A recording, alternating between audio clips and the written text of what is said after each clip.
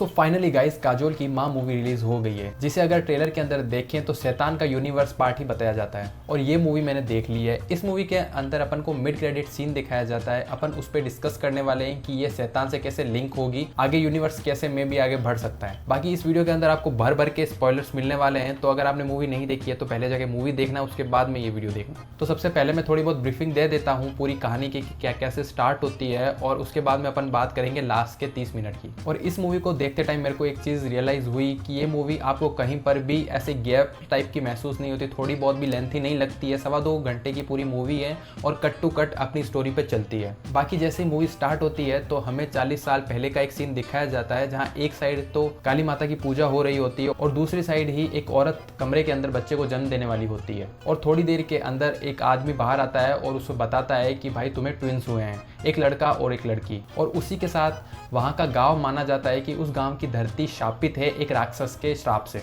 तो उस चक्कर के अंदर क्या होते हैं, उस घर के जितने भी मर्द होते हैं तो वो जो बच्ची जन्म लेती है उसकी बलि चढ़ा देते हैं। और उसके बाद में हमें कट टू डायरेक्ट 40 साल बाद का सीन दिखाया जाता है, जहाँ पर काजोल अपनी फैमिली के साथ रह रही होती है आराम से। और फिर हमें आगे चलकर पता चलता है कि जो काजोल का हस्बैंड होता है वो उसी परिवार का वंशज है, उसी परिवार का कुछ लगता है, मतलब वो उसके पिता होते हैं जो स्टार्टिंग में दिखाए जाते हैं। तो उसके बाद में क्या होता है, वो पिता एक्सपायर हो जाते हैं, तो उस बंदे को उस गांव के अंदर जाना पड़ता है, जिस गांव का नाम है चंदनपुर। सो वो वहाँ पे जैसे ही जाता है तो वो वहाँ से वापस नहीं आ पाता है और मर जाता है। उसके बाद में कुछ ऐसी सिचुएशन बन जाती है कि काजोल को अपनी बेटी को लेकर उस वाले घर में वापस जाना पड़ता है, उस गाँव में वापस जाना पड़ता है, उस हवेली के अंदर। और जैसे ही उस हवेली के अंदर वो अपनी बेटी को लेकर चली जाती है और उसके बाद में उसके साथ बहुत बुरी बुरी चीज़ें होने लग जाती है। अब ये तो बात थी इंटरवल तक की। बात करते हैं इंटरवल तक की, तो इंटरवल तक मेरे को ऐसा ही लग रहा था कि भाई ये हॉरर टाइप की मूवीज़ है, क्योंकि जो विजुअल्स हमें दिखाए गए थे ना, मेरे को ऐसा लग रहा था कि हॉरर है। और मैं हॉरर बहुत कम देखता हूँ, बहुत कम क्या, मैं देखता ही नहीं हूँ, क्योंकि मेरी बहुत ज़्यादा फटती है। तो इसलिए मेरे को लगा कि हाँ हॉरर है, हॉरर है। और जैसे ही इंटरवल हुआ मेरे को लगा हाँ अब हॉरर अच्छा लग रहा है। और थोड़ा थोड़ा मतलब होता है ना भूत ऐसे डराने वाले, मैं वैसा भी थोड़ा बहुत जंप स्केयर आ रहे थे। बट लेकिन इंटरवल के बाद में तो मेरे को लगा मूवी थोड़ी बहुत चेंज हो गई है, थोड़ी सुपर हीरो टाइप के विजुअल्स के अंदर चली गई है, जहाँ पे वो पेड़ अपने आप बन जाता है, इधर उधर हाथ घूम रहे हैं।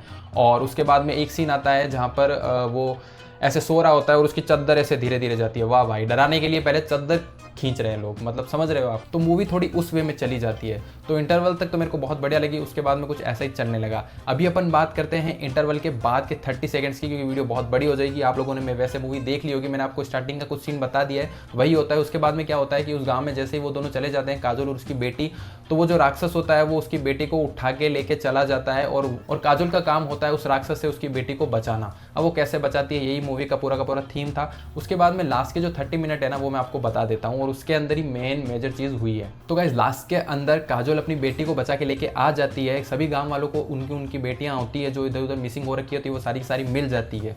उसके बाद में वो एक बूढ़ी औरत होती है जो उसको पेट पर हाथ लगा के उसकी बच्ची पर, और बोलती है कि राक्षस का वंश इसके अंदर है।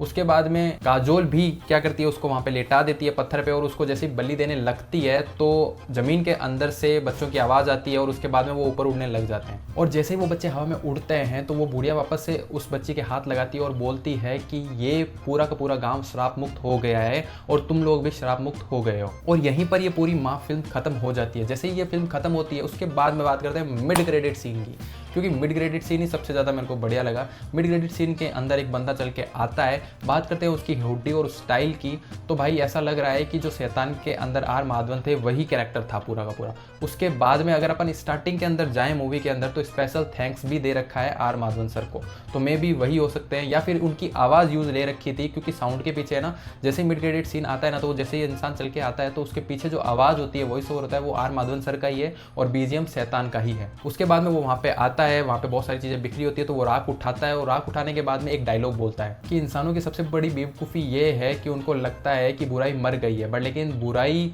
और शैतान हर इंसान के अंदर होता है। इस टाइप का एक डायलॉग मार के वहीं मूवी खत्म हो जाती है। अब बहुत सारे लोग ये थ्योरी बिठा रहे हैं कि भाई वो जो कैरेक्टर है वो आर माधवन ही है, बट कुछ साइड ऐसी है जो बोलते हैं कि भाई वो कैसे हो सकता है, क्योंकि अगर आपको शैतान का लास्ट सीन याद दिलाऊं तो अजय देवगन क्या करता है, आर माधवन सर को किडनैप कर लेता है, क्योंकि उनकी जीप कट जाती है, उनको किडनैप कर लेता है एक बंकर के अंदर और उनको खाने पीने के लिए कुछ भी नहीं देता है। तो पहली थ्योरी तो ये हो सकती है कि भाई हाँ, जो माँ की जो यूनिवर्स है ना, जो वो शैतान से पहले की हो सकती है, या फिर बाद की हो सकती है। बाद की क्यों हो सकती है मैं आपको पहले बता देता हूँ। बाद की गाइज इसलिए हो सकती है क्योंकि वो जो आर माधवन का कैरेक्टर है ना, वो अजय देवगन के जंगल से बचकर भाग गया हो, इसलिए वो वहाँ पर आ गया और उसकी शक्ति वापस से बढ़ गई हो। पहले भी तो उसके पास में जो शक्तियाँ थी वशीकरण की, उससे उसका काम नहीं चला, उसके बाद में जीभ कट गई उसकी।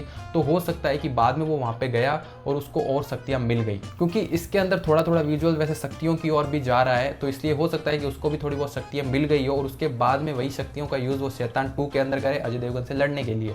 पहली तो ये हो सकती है अगर उसके बाद का सीन है तो। और बात करते हैं कि अगर माँ मूवी शैतान से पहले की है तो ऐसा तो पॉसिबल हो ही नहीं सकता, क्योंकि मेरे हिसाब से इन लोगों ने क्या किया है, क्योंकि अभी यूनिवर्स बहुत ज़्यादा चल रहा है, स्त्री का यूनिवर्स बहुत ज़्यादा चल रहा है, YRF का यूनिवर्स चल रहा है, उसके अलावा एक रोहित शेट्टी का अलग से यूनिवर्स चल रहा है पुलिस कॉप का। तो इन लोगों ने क्या सोचा कि एक हॉरर का ये वाला भी यूनिवर्स चला देते हैं, क्योंकि इसके अंदर पूरी मूवी खत्म हो जाने के बाद में वो छोटा सा सीन देने का वैसे तो कोई मुद्दा था नहीं, क्योंकि इन लोगों को शैतान से माँ को कनेक्ट करना था, तो इसलिए इन लोगों ने वो छोटी सी चीज़ डाल दी।